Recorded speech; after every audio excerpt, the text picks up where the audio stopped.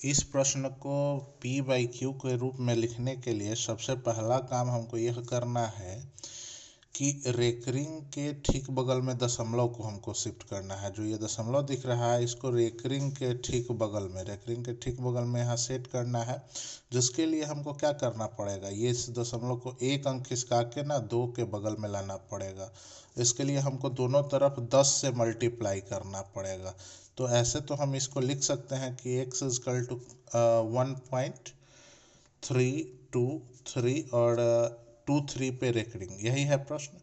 लेकिन हमको क्या करना है, एक अंक खिसकाना है, रेकरिंग के ठीक बगल में दशमलव को शिफ्ट करना है। पहला काम हमको यही करना है, तो दोनों तरफ 10 से मल्टीप्लाई करना पड़ेगा। ठीक है, 1.323 इंटू के इधर भी 10 से मल्टीप्लाई कीजिएगा, और जैसे ही 10 से मल्टीप्लाई कीजिएगा होगा क्या कि इधर हो जाएगा आपका 10x और इधर हो जाएगा 13.23 और 23 पे तो रेकरिंग होगा ही।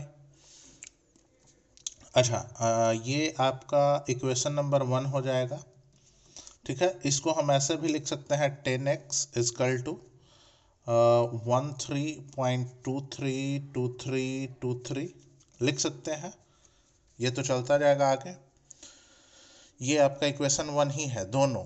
अब दूसरा काम क्या करना है कि रेकरिंग जितने भी अंक पर है, तो यहाँ पे देखिए रेकरिंग कितने अंक पे है, 2 अंक पे है, एक 2 है और एक 3 है, तो 2 ही अंक पे है ना।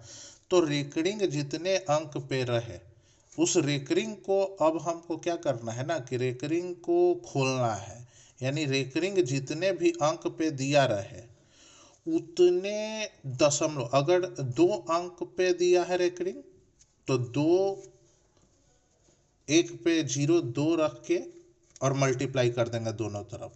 अगर 1 पे रेकरिंग दिया है तो 1 पे 1 0 रख के दोनों तरफ मल्टीप्लाई कर देंगे। यानी कि रेकरिंग को खोलने के लिए, मतलब रेकरिंग में जितनी संख्याएं दी हैं, रेकरिंग के बाद समझ लीजिए कि आपको ना अगला दशमलव ला के देना है। तो इसके लिए क्या करना है कि दोनों तरफ आपको समझना पड़ेगा। अगर रेकरिंग 1 अंक पे है तो दोनों तरफ 10 से गुना करना है।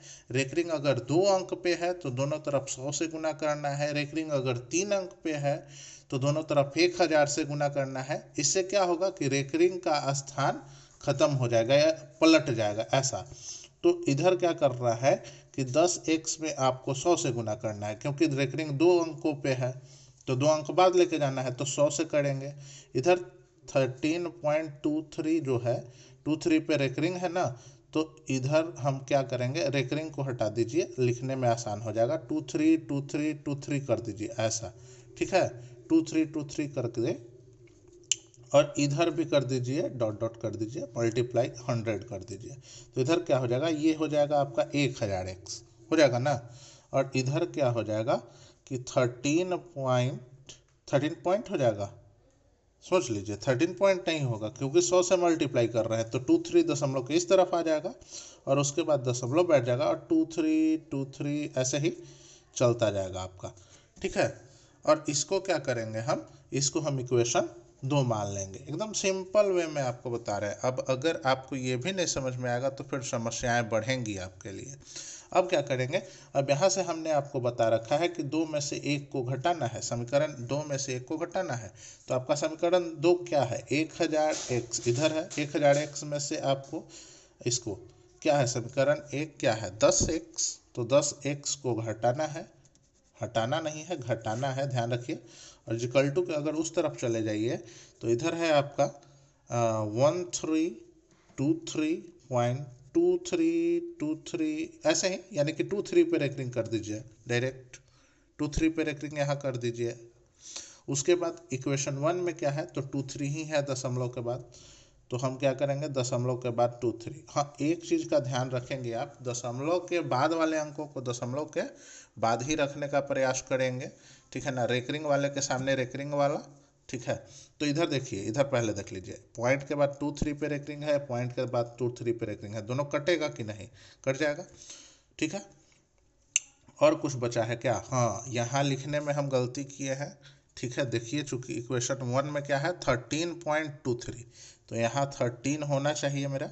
ठीक है ना, तो घटाइएगा तो ये 10 हो जाएगा और 3 1 और इधर आ जाइएगा तो 990 x हो जाएगा।